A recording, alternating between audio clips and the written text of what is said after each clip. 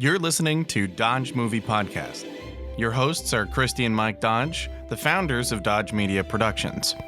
We produce films and podcasts, so this is a podcast about films. Join them as they share their passion for filmmaking.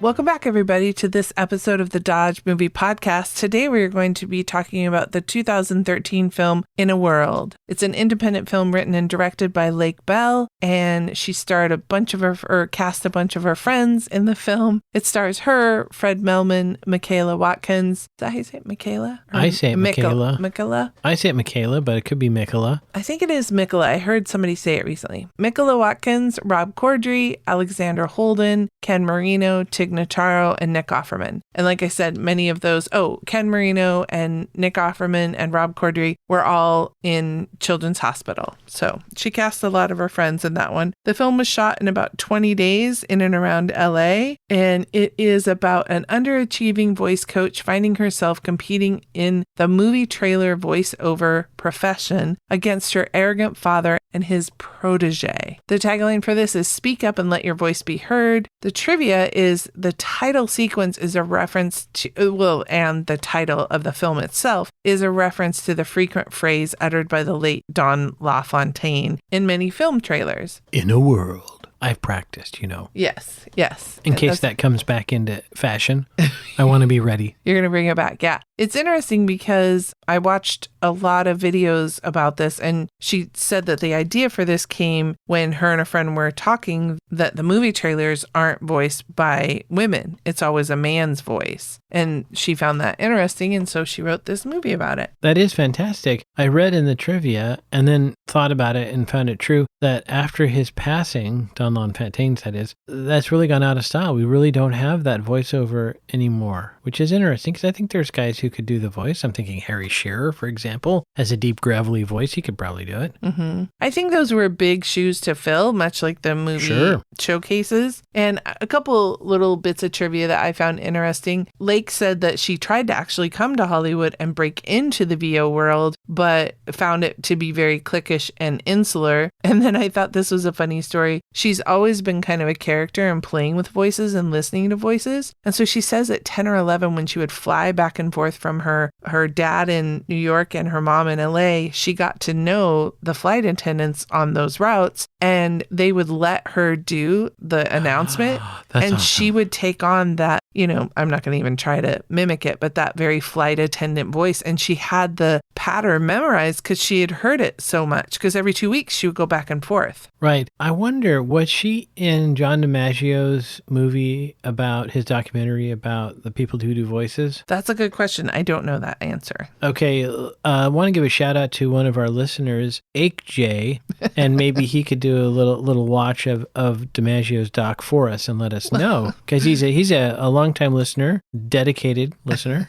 Another little tidbit that I found fun, because I'm a huge Tig Notaro fan, is there's a little bit of a flirtation between the character she plays, Cher, and Nancy's character played by Stephanie Allen, who is now her wife. And the actresses started dating after the production began, and they now are married with with twin sons, I guess you would say. Not two twin sons. I'm a big Nick Offerman fan, but I don't have any trivia about him meeting his wife in the film.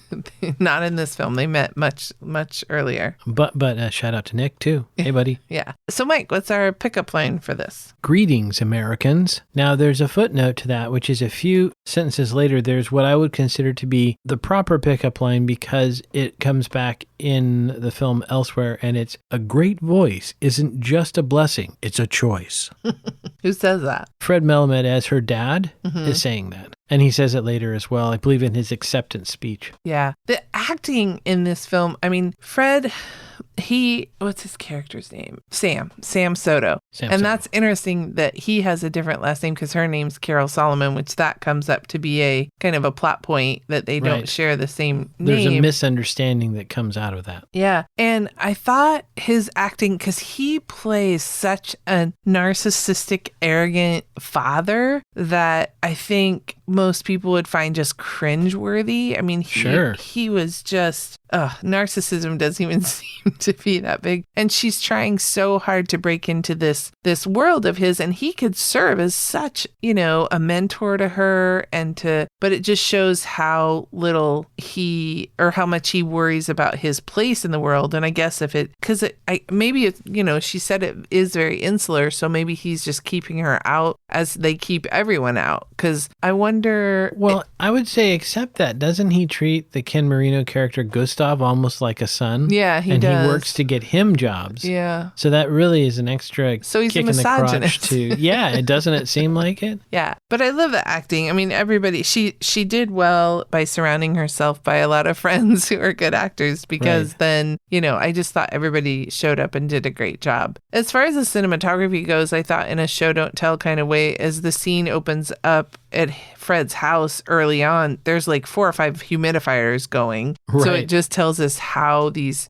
group of people who their voice is their, that's their profession. And if something happens to your voice, you're pretty much done. I like the framing when Lake's character Carol is in kind of the laundromat and she meets the girl with the little girl voice, and how they frame it with the jammy pants in the foreground as this girl is talking to show you that this is the kind of person who goes out in public in her pajamas. So I like that framing. Not only that, I thought it was interesting by basically almost like decapitating the voice. Yeah. Because we're just seeing Carol's reaction. And it's almost like it disembodies the person who not only she encounters, but that she is around, and just how quickly she can take on their affect and their voice. Right. I believe it's in the extras for this film, but I could be wrong. So don't quote me on this, but I did see in the extras for some film, Lake Bell doing many different voices. So I believe that she actually has that capacity in this scene. Of course, she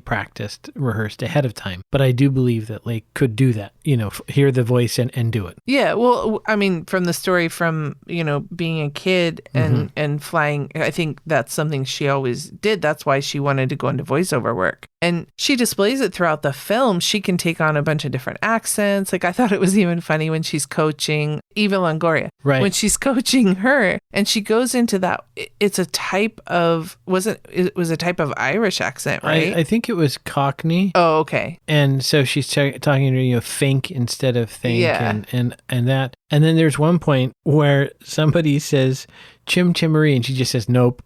Right. I thought that was great. Yeah.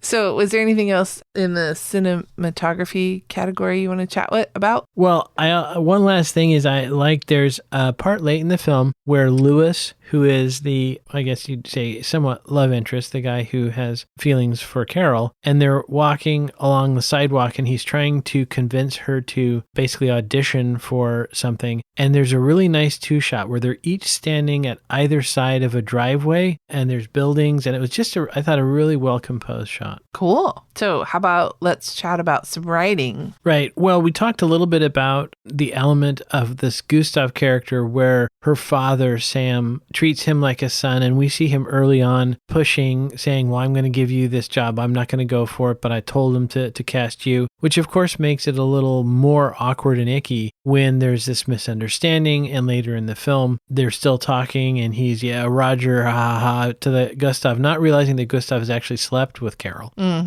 because of this name confusion. So that was a little bit of kind of a squick factor, but there's this parallel plot with her sister, played by Nicola Watkins, and her husband, Rob Corddry, that I thought was an interesting take on kind of the commitment to each other or to family, right? So showing that Rob Corddry and Nicola Watkins characters can have some bumps in the road, but can be committed to each other. So then later on in the film, when Sam Soto's second wife, who is played by someone who is in another great film, Drop Dead Gorgeous, says like, you back up and you go take care of your daughter, right? And I thought that was good because the B plot, actually supported the same basic premise, right, of that underlying thing of family. But as we see, the whole point of the film, right, is her to get this job in voice acting. And I'll be honest, I don't really understand exactly where the writing was going with the character played by Gina Davis, who's a producer. Carol encounters her in the women's washroom, and they have an interaction at the sink. And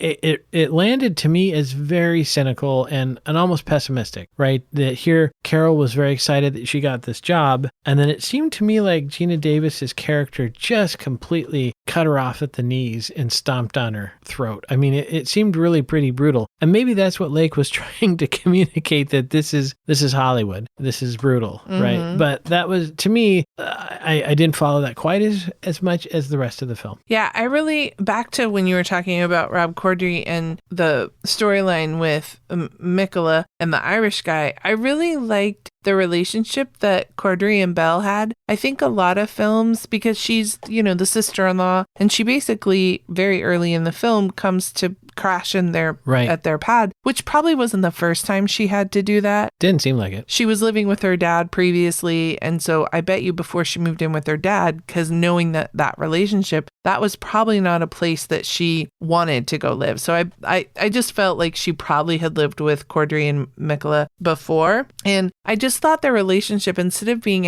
antagonistic, that is often portrayed, where the brother-in-law hates the sister-in-law that's always around, they almost had a brother-sister relationship. Like, she kind of was looking out for him. Like, at one point, a neighbor needed to borrow the shower, and he was feeling very guilty that he let an attractive woman in to be naked in their bathroom. And Belle was like, she needed to bathe. Like relax. Like, it's no big deal. And then he takes her up to get clothes for something she needs, like a really nice dress. Yeah. And I'd say, this is weird, but I'd love to talk to Lake about this. To me, the scene with the toast really showed that, where Rob Corddry is making like a breakfast and he drops his toast. And there was something about, and maybe this is just fantastic acting by those two people, but there's just something about that interaction that very much felt loving and not heckling. Right. I wonder if it's because of their time on Children's Hospital that actors themselves are just very comfortable, and that came through.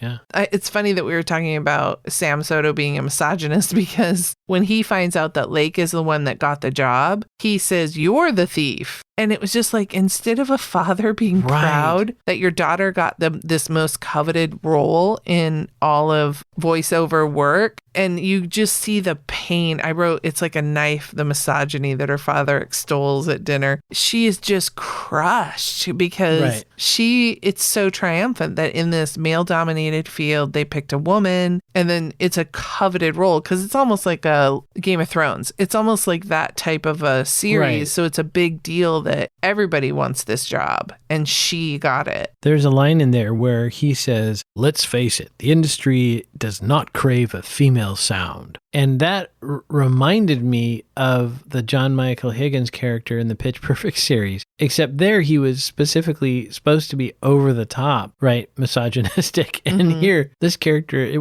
this isn't kind of as campy a movie, right? This is a little bit drawn more. So to me, that's just sad that character is so denigrating or dismissive or like sabotaging to his own daughter. I mean, it's just that as a parent, I could see how a human being would be, your ego would be hurt if you didn't get the job. That's just part of acting, right? Is you don't get the job sometimes. And of course your ego takes a hit. But if it's your own child, you would think like, okay, well, if I have to lose the job, who better to lose it to than my very own daughter? Right. And we're seeing this moment in her life, like the 6-month moment or something. He's been like that her whole life. Oh, absolutely. And you can see the girls almost hate him. Right. Yeah. In fact, I don't know how they still talk to him. Right. Given how horrible he is to them. Now, we don't ever, I don't think, see or hear of the mother, but he's got this new wife, right? The younger replacement wife. I felt like there is a reference because, I'm not going to pull it out of my memory, but I thought at that dinner that one of them say, well, yeah, you drove mom crazy or something like that, but it sounds like mom is dead. Okay. Now, I was going to ask a little bit of corroboration here from the female part of the podcasting duo. Yes. That there's a scene where Carol calls her sister while using the toilet. Is that something that people would do? I think his sister, yes. Okay. All right. Yeah. I have been known to call family members while being on the toilet. Okay. Yeah. All right. Well, in that case. I mean, I try not to flush so they don't realize it. I think that, so two things in the acting category. I think Michaela's response when Corddry finds out about the affair, I thought it was really, really good acting. Yeah, and what I liked about the writing there was he had let in the hot British girl to shower. So he was also feeling a little guilty there too. And really? I mean, okay. But he didn't do anything. Oh no, but absolutely. She's a wife 10 is feet not going to away be naked, right? A wife is basically going to think you didn't do anything this time. Right. You didn't get a chance to whatever. It just, that's a very delicate situation to be in because he wants to be nice, but then he's also aware of what this could look like. But I thought that was good writing because it kind of makes it even more powerful when there's this whole issue of did she or didn't she with Nicola Watkins and the director. Now, obviously, the real cautionary tale here is watch out for directors. Those guys are a little sketchy. But that whole bit where then Carol needs her to capture voice because she's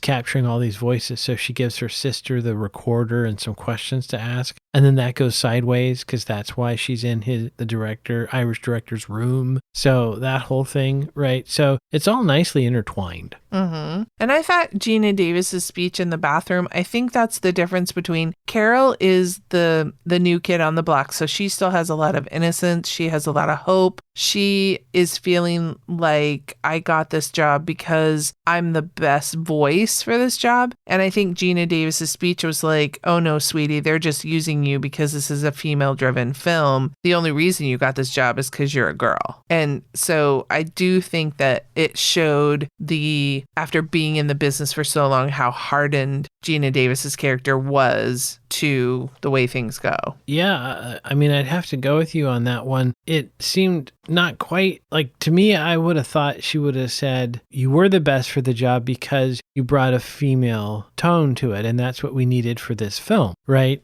So, I mean, I guess where I was landing on it is I'm thinking if you're doing the Hunger Games voiceover, you would want Lake Bell instead of Fred Melamed because it matches more with your target demo. Mm-hmm. So to me, that is the best voice for the job. And Geena Davis's speech kind of seemed much more downer than that to me. Right, but I think it was supposed to because it just shows how, what's the word, like callous and hardened she is that I think 20 years earlier, Geena Davis's character would have been the bright-eyed, innocent, everything is lollipops and rainbows. And after being in the business so long, she is just, I can't come up with a better word. She's just hardened to, cynical. Yeah, maybe cynical is right. And again, maybe that's accurate, right? It just, me as a viewer, I was a little confused by kind of the tone of that. Mm-hmm. I thought as far as costuming is considered, I love all of Lake Bell's sloppy transient look. Like It just looked like she pulled, 3 things off the floor and kind of threw them on. I would agree with one exception. I did make a note that at one point she's wearing a Catholic schoolgirl's skirt. Yeah. And so is that supposed to be from when she was in high school? That's just, what was in her room kind of thing? Well, I got either that like she hasn't bought new clothes for like 10 years. Yeah. Or was she in like a thrift store and it was kind of like, oh, this is a cute skirt. Yeah. I don't know, but it kind of, I just enjoyed watching what she would wear the next day kind of. And yeah. And I will say, speaking of the next day, I felt like the character of Carol was extremely loud on the morning after she spent the night with Gustav in the secret room. Yeah. I would think that even if you'd never done the walk of shame, that you would be able to suss out it's time to be stealthy. Right. Yeah. Yeah. She had trouble being quiet. It's like when we were watching something recently and they were like, you can't whisper. Yeah. Which is a funny gag. Yeah. I liked that the sound studio was called Sound Mix-a-Lot. Oh, that's great. I didn't catch that. Oh, that is awesome. Yeah, I enjoyed that sign. And then for sound, I have quite a few things because this movie go is for it. about. So the voices of Sam and Gustav's agent heard over the phone throughout the film are that of Lake Bell. So Good job, Lake. I know. I was so impressed. I could not believe it when Yeah, I right. heard it. I read it in the trivia before we heard it. And when I heard it, there's no way I would have believed it. Nope. I love it when she copies the smoothie girl. Like she just drops into that, like they call it LA baby sexy voice.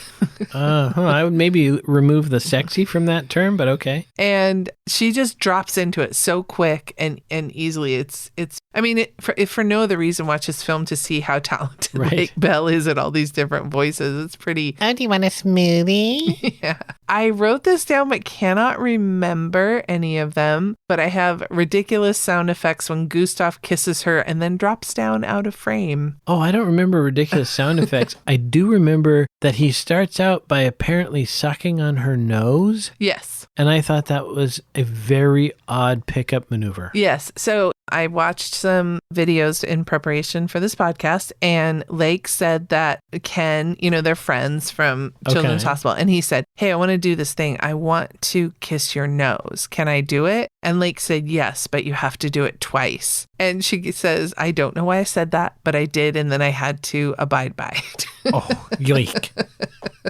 So I liked how throughout the movie, the sound engineer, especially when they were recording the Amazon Games vocals, they would boost it and amplify the vocals, and it sounded very bassy. So it had that microphone sound, much like, Right. our podcast sounds, rather than just your average sound that is mixed for a film. It was different. Are you telling me I don't sound as good in real life as I do in this podcast? Correct. Oh, man.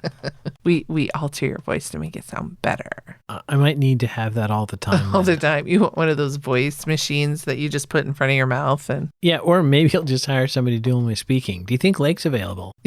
maybe? Probably not. She's very busy. She's so talented. Let's see. Any head trauma in this film? I have no head trauma listed. Yeah, I don't remember any, but I do believe we got a smooch. Smoochy, smoochy, smoochy. We have 3 smoochies listed. So at 1 hour, 5 minutes, 40 seconds, Carol smooches Lewis after his successful pitch. At 1 hour, 6:45, Mo and Danny, who I believe is Cordry and Watkins, kiss over the sandwich bar when they make up. And then at 1:17 and 8, Lewis and Carol kiss again after karaoke. So you did not count the nose kiss. Goodness sakes, no.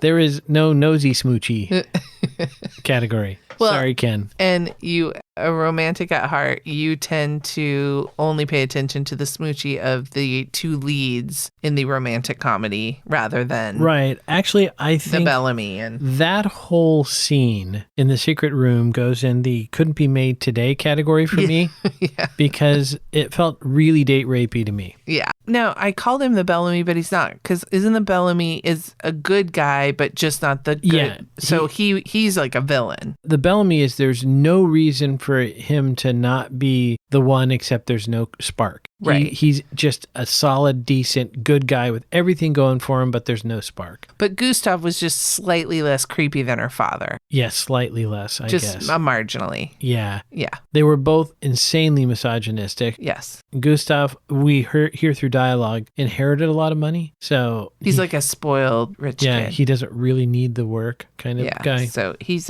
just a bad guy. So we don't count that smooch. Heck no. How about the driving? Was there any driving in this one? Well, there was a little bit of driving. I thought it was kind of fun that the Sam Soto character drove a C5 Corvette, which I think is appropriate for his character's age and the time of the film. But there's a great gag where he puts his daughter in the back seat, and Corvettes are famous. The back seat is only there for tax purposes. It's not actually intended to seat humans. So that was kind of a funny sight gag. And then they put Gustav in a Mercedes, right? They had to show, kind of show don't tell, they show that he was a rich dude. douche nozzle. So that was about it. There is a little bit of driving, but for the most part, it's just the car pulls up to the curb. It's not very exciting. Especially if you have that kind of car, right? Right? Shall we go to the numbers? Let's go to the numbers. All right. Like I said, this film was released in 2013. It had a budget of just shy of $1 million. And congratulations to Lake Bell because she made it back 3 times over with a worldwide return of $3 million. So while that doesn't sound like a lot of money as movies go, I think this is very successful because as an independent film, I bet you she self-funded it. If not, I bet she only had a handful of investors. And so anytime you can take a $1 million movie and get that type of distribution and reach, especially having a worldwide draw, right? I think kudos to her. Yeah, with the success of this film and all of that money from Bless This Mess, I look forward to her next film. Right? So on IMDb, they weren't as warm about it, a 6.6 out of 10, but critics loved it on Rotten Tomatoes. It got 92%, and audiences were a little light on this one. I think probably just due to it being, audiences only 71% thought it was fresh. I bet it was due to maybe it just didn't get that wide of a reach, and I'd be curious how many of our listeners have even heard of it or seen it, so right. I would love feedback on that to know if we're the only ones, or if you did see this and you were just kind of like, meh. It comes in at an hour and a half. It's rated R. It's a comedy. We paused it once to talk about Corddry. He was editing, and Mike was trying to figure out what he was editing. And I said, I think it's just kind of a show don't tell that everybody in LA works in some way or another in the film industry or TV. And I've heard that echoed other places. Congratulations to Lake Bell. It won the National Board of Review's Top 10 Independent Films, and she won the Screenwriting Award at Sundance. So kudos. Good job, Ms. Bell. Yeah, I think it's fun. We watched it on Apple. It cost us $3.99. Let's see. Join us next week where we will be talking about State and Main, one of Mike's favorite films about making films. Mm-hmm. Was it inspirational for you when you were making Second Story? It actually was. When I first saw State and Main, I think it probably put a little bug back there. But then when I was going through the process of making Second Story, there were many times that I was reminded of that William H. Macy character. So yeah, this is, I'm just spoiler alert for the fans. State and Main is one of my favorite films. I really do like this film. Yeah. So join us next week when we talk about that film. Shoot me an email and tell me if you saw In a World at Christy@DodgeMediaProductions.com or give us a call at 971-245-4148. Feel free to text me at that number if you want. I also take texts there. And never forget, Dodges never stop, and neither do the movies. Thanks for listening to Dodge Movie Podcast with Christy and Mike Dodge of Dodge Media Productions. To find out more about this podcast and what we do, go to DodgeMediaProductions.com. Subscribe, share, leave a comment, and tell us what we should watch next. Dodges never stop, and neither do the movies.